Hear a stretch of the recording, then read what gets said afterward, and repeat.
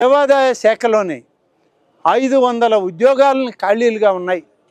అది అర్చకుల దగ్గర నుంచి ఆఫీస్ కార్యక్రమాలకు వాడేటువంటి అటెండర్లు, వాచ్మెన్లు, స్వీపర్ల వరకు కూడా దాదాపు 500 ఉద్యోగాలు ఖాళీగా ఉన్నాయి. గడిచిన అనేక సంవత్సరాలుగా గడిచిన ప్రభుత్వం వాటిని భర్తీ చేయక నిర్లక్ష్యం చేసింది. ఇవాళ ఈ ప్రభుత్వం 500 ఉద్యోగాలని అటు పరిచారికలే కాదు, వేద పండితుల ఉద్యోగాలే కాదు, ప్రభుత్వంలో అడ్మినిస్ట్రేషన్లో పనిచేసేటువంటి అధికారులు అన్ని పోస్టులు ఫిలప్ చేయమని చెప్పి ముఖ్యమంత్రి గారు ఆదేశాలు ఇచ్చారు.